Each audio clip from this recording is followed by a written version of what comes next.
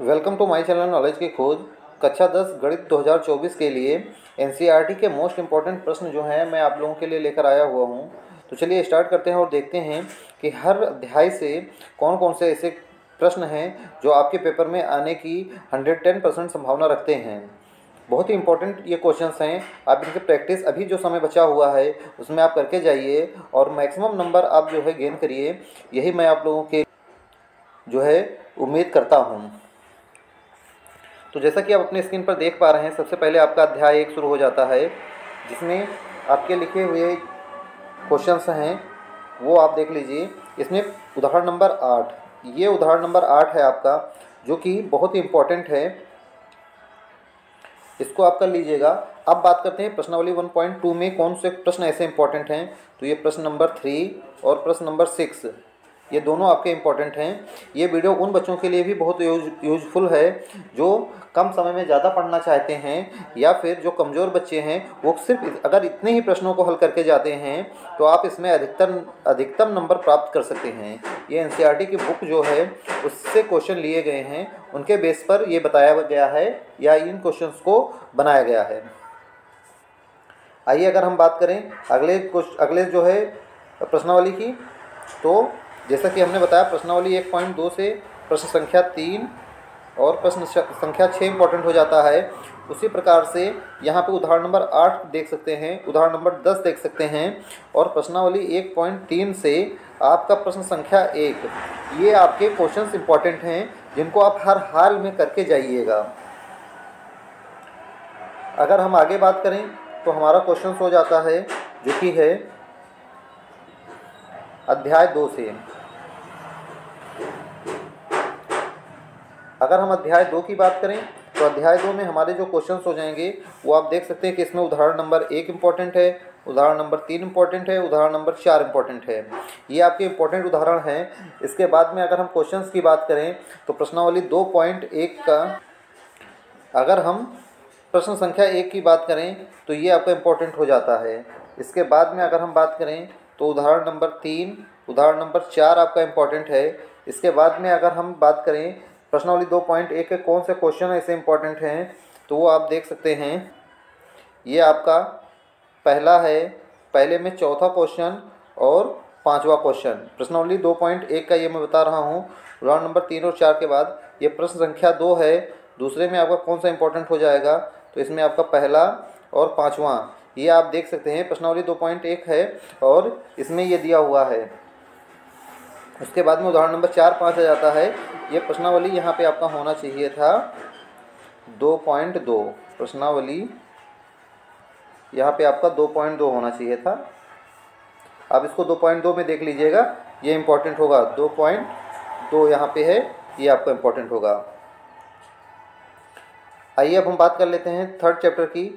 Third chapter में आपके कौन कौन से क्वेश्चन इंपॉर्टेंट हैं वो आप अपने स्क्रीन पर देख पा रहे हैं।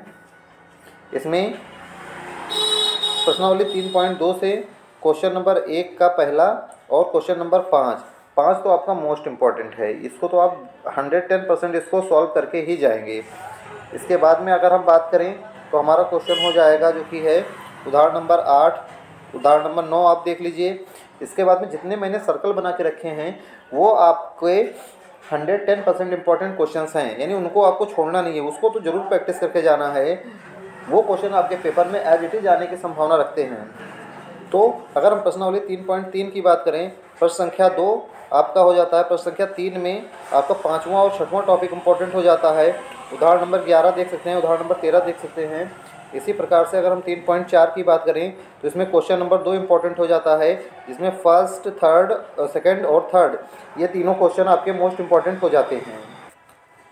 आगे अगर हम बात करें अध्याय 4 की, तो इसमें आपके क्वेश्चन इंपॉर्टेंट हो जाते हैं, वो आइए देख लेते हैं। इसमें आप देख सकते हैं उदाहरण नंबर 1 आपका इम्पोर्टेंट है। इसके बाद में प्रश्नावली 4.1 से क्वेश्चन नंबर 2 का फर्स्ट और थर्ड ये इम्पोर्टेंट है। फोर्थ दिया हुआ है। उदाहरण नंबर 5 फिर आपका इम्पोर्टेंट हो जाता है। प्रश्नावली 4.2 की अगर हम बात करें तो प्रश्न संख्या 3, 4, 5 ये आपके इम्पोर्टेंट हो जाते हैं। उदाहरण नंबर 16 आपका इम्पोर्टेंट हो जाता है। प्रश्नावली 4.4 की अगर बात करें तो प्रश्न संख्या 2 इम्पोर्टेंट हो जाती है। इसके बाद में अगर हम लेसन नंबर 5 की बात करें तो लेसन नंबर 5 में देखते हैं कि कौन से इंपॉर्टेंट होंगे। लेसन नंबर अगर हम 5 की बात करें तो 5 में आप अपने स्क्रीन पर देख पा रहे हैं, अभी तक ये कई सालों से चैप्टर नहीं था हमारे उसमें सिलेबस में, इस बार आया है, इसलिए इसको थोड़ा सही ढंग से पढ़ के जाएंगे।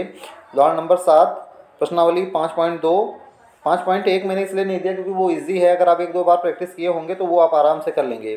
इसमें जो क्वेश्चन नंबर्स लिखे हुए हैं वो आप देख लीजिए। प्रश्न संख्या कौन से दिए रखे हैं, 2 दे रखा है, इसमें आपके ऑब्जेक्टिव हैं। 4th आपका ये इंपॉर्टेंट हो जाता है, 11 है, 13 है, 14 है और 19 है। इनकी आप प्रैक्टिस करके जाइएगा। इसके बाद में अगर हम बात करें तो हमारे पास उदाहरण नंबर उसी चैप्टर से हो जाता है, उदाहरण नंबर 15 जो कि इम्पोर्टेंट है। इसके बाद में अगर हम प्रश्नावली 5.3 की बात करें, ये पांचों क्वेश्चन आपके मोस्ट इंपॉर्टेंट में हैं, आप इनको रिवीजन करके जाइए। इसमें वैसे एक क्वेश्चन निश्चित रूप से आपके पेपर में मिलेगा ही मिलेगा। आगे अगर हम बात करें चैप्टर नंबर 6 की, तो चैप्टर नंबर 6 में हम देख लेते हैं कि कौन से हमारे इंपॉर्टेंट क्वेश्चन हो जाते हैं। चैप्टर नंबर 6 की अगर हम बात करें तो प्रश्नावली 6.1 के सभी प्रश्न, 6.1 के सभी प्रश्न आपको रिवीजन कर लेने हैं। उसमें स्टेटमेंट वाले क्वेश्चंस हैं, अगर आपको नहीं पता तो एनसीईआरटी बुक में पीछे उत्तर दिए हैं, वहाँ से आप याद कर सकते हैं, वहाँ से कर सकते हैं। इसके बाद में अगर हम बात करें उदाहरण की, उदाहरण 1 और 3 आपके मोस्ट इंपॉर्टेंट हो जाते हैं यहाँ से। फिर प्रश्न संख्या 6.2 का प्रश्न संख्या 3, 4, 7, 8 हो जाता है। इसके बाद में अगर हम बात करें तो हमारा उदाहरण नंबर 4 भी है, 6 भी है जो कि इम्पोर्टेंट है। फिर अगर हम बात करें 6.3 की, तो इसमें क्वेश्चन नंबर 4, 5, 8, 13 और 15 हो जाता है। इसमें से जो मोस्ट इंपॉर्टेंट क्वेश्चन आपके हैं वो आप अपने स्क्रीन पर देख सकते हैं। त्रिभुज से इतने क्वेश्चन की आप प्रैक्टिस करके जाइएगा। त्रिभुज से अगर क्वेश्चन आता है तो इसमें में से आपको क्वेश्चन मिल जाएगा। अगर हम अध्याय 7 की बात करें तो अध्याय 7 में देख लेते हैं कि इसमें हमारे पास कौन से इंपॉर्टेंट क्वेश्चंस हैं। तो इसको आप देखिए अपने स्क्रीन पर। अध्याय 7 में से हमारा है निर्देशांक ज्यामिति। इसमें में से उदाहरण नंबर ये लिखा हुआ 1 से लेकर 5 तक, 1, 2, 4, 5 ये लगा के जाइएगा। फिर 7.1 की अगर हम बात करें तो उसमें पहले का तीसरा, चौथा, 7वां, 8वां, 9वां, 10वां ये सब एक ही तरीके से हैं, 7, 8, 9, 10, बस इनको थोड़ा सही ढंग से लगाने की ज़रूरत है। उसके बाद में अगर हम बात करें उदाहरण नंबर 6 की, तो उदाहरण नंबर 6 देख सकते हैं। उदाहरण नंबर 7, 8, 9, 10 ये आपके उदाहरण हैं जो कि इम्पोर्टेंट हैं। इस चैप्टर को जरूर सॉल्व करके जाइएगा, आपको 4 से 6 नंबर इसी चैप्टर से मिल जाएंगे। अगर हम बात करें 7.2 की, तो 7.2 में भी इतने सारे क्वेश्चंस आपको मैंने दे रखे हैं, इनको आप प्रैक्टिस कर लीजिए। कोई डिफ़िकल्ट क्वेश्चन नहीं है, तो 1-2 बार अगर समय देते हैं तो अपने आप समझ में आ जाएगा कि ये कैसे लगेंगे। आइए बात करते हैं हम चैप्टर नंबर 8 की। 8वां चैप्टर आप लोगों को पता है कि जैसा कि त्रिकोणमिति है, त्रिकोणमिति में उदाहरण नंबर 4 आप करके जा सकते हैं। 8.1 से आपके क्वेश्चन नंबर 4, 7, 8, 10 हैं। इसमें में से आपके मोस्ट इंपॉर्टेंट में आपके क्वेश्चन नंबर 4 और 8 हैं, इनको आप देख लीजिएगा, बिल्कुल कंफर्म करके लगा के जाइएगा। उदाहरण नंबर 8 भी कंफर्म करके जाइएगा। 8.2 से अगर हम बात करें तो क्वेश्चन नंबर 2 और 3 है, जिसमें से क्वेश्चन नंबर 2 आपके मोस्ट इंपॉर्टेंट क्वेश्चन हैं। इसके बाद में आगे अगर हम बात करें तो हमारे क्वेश्चंस हो जाते हैं उदाहरण नंबर अगर हम देख लें 13, उदाहरण नंबर 14। इसके बाद में आ जाता है 8.4 के कौन से ऐसे क्वेश्चन हैं जो इंपॉर्टेंट हो सकते हैं। तो क्वेश्चन 8.4 की अगर हम बात करें तो 8.4 में आप देख सकते हैं कि इसमें चौथा क्वेश्चन आपका ऑब्जेक्टिव टाइप है, बहुत इंपॉर्टेंट है। उसमें से ऑब्जेक्टिव में आएगा तो उसी में से क्वेश्चन आएगा। 5वें में आपके 10 क्वेश्चन दिए हुए थे, 10 में से मैंने उनको 4 क्वेश्चन दिए हैं, आप इन चारों की प्रैक्टिस करके जा सकते हैं। इसके बाद में आ जाते हैं हम चैप्टर नंबर 9 जो कि हमारा हो जाता है त्रिकोणमिति के कुछ अनुप्रयोग। इसमें आपका क्वेश्चन जो इंपॉर्टेंट होगा, पहले तो उदाहरण देख लेते हैं। 5, 6, 7 ये आपके इंपॉर्टेंट है। फिर 9.1 में कितने क्वेश्चंस आपके इंपॉर्टेंट हो सकते हैं वो आइए देख लेते हैं। तो 9.1 में आपका क्वेश्चन नंबर 7, 8, 9, 10, 11, 13 और 15 ये सारे आपके इंपॉर्टेंट हैं। बट अगर आप इसमें ज़्यादा मेहनत करके जाना चाहते हैं या कम मेहनत करना चाहते हैं तो इसमें आपका क्वेश्चन नंबर 13 ये मोस्ट इंपॉर्टेंट है, इसको आप जरूर करके जाइएगा। इसके बाद में अगर हम बात करें चैप्टर नंबर 10 की,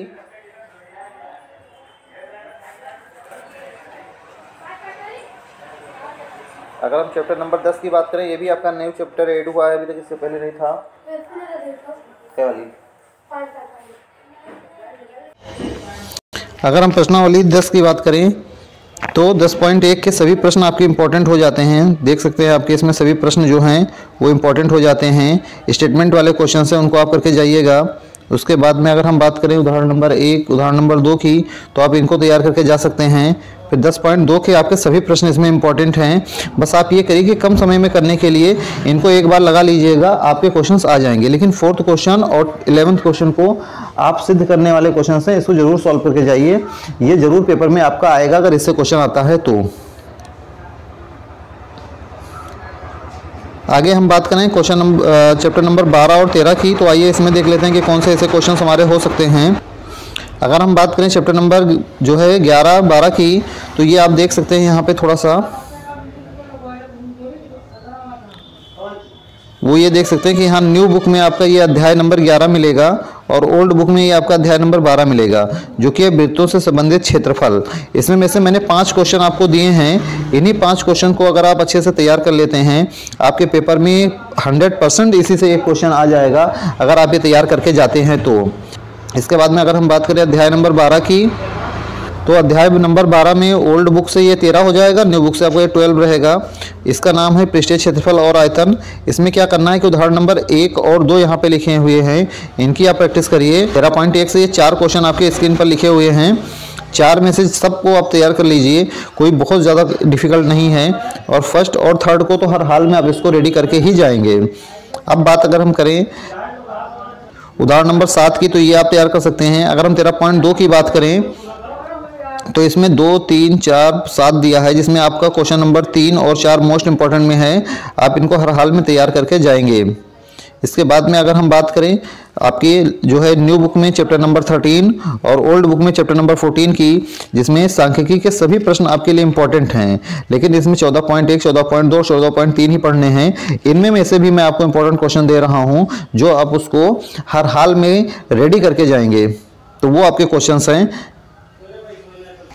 अगर हम 14.1 की बात करें तो इसमें क्वेश्चन नंबर 3 आपका मोस्ट इंपॉर्टेंट है, तैयार करके जा सकते हैं। इसी प्रकार से उदाहरण नंबर 5 और उदाहरण नंबर 8 मोस्ट इंपॉर्टेंट है, इसको आप रेडी करके जा सकते हैं। अगर हम 14.3 की बात करें तो 14.3 में से प्रश्न संख्या 2 और प्रश्न संख्या 3 आप इसको रेडी कर सकते हैं। इसके बाद में अगर हम न्यू बुक और ओल्ड बुक में बात करें, लेसन नंबर 14 और 15 जो आपका हो जाता है प्रायिकता से। अब इसमें देख लेते हैं कि कौन से क्वेश्चन हमारे इंपॉर्टेंट हो सकते हैं। तो जैसा कि आप देख पा रहे हैं अपने स्क्रीन पर कि इसमें उदाहरण नंबर 1, 2, 3, 4, 8, 9 और 12 है, जिसमें में से 9 और 12 मोस्ट इंपॉर्टेंट हो जाते हैं आपके। इसके बाद में अगर हम एक्सरसाइज की बात करें तो 15.1 आ जाता है, जिसमें में से देख लेते हैं कौन से क्वेश्चन हमारे इंपॉर्टेंट हैं। तो ये बहुत लंबा चैप्टर है, जिसमें में से सारे क्वेश्चंस का आपको रिवीजन नहीं करना है। जितना मैं बता रहा हूँ उतना ही आप रिवीजन कर लेंगे तो आ जाएगा। ये आपका मोस्ट इंपॉर्टेंट में है, ये आपका मोस्ट इंपॉर्टेंट में है, ये तीनों क्वेश्चंस, चारों क्वेश्चन आपके मोस्ट इंपॉर्टेंट में हैं। बट आप इन सबको की प्रैक्टिस करके जा सकते हैं। इतना ही आप रेडी कर लेते हैं, आपका पेपर पूरा 70 नंबर इसी में से आ जाएगा। इससे बाहर आपको पढ़ने की जरूरत नहीं है। मिलते हैं अगले वीडियो में।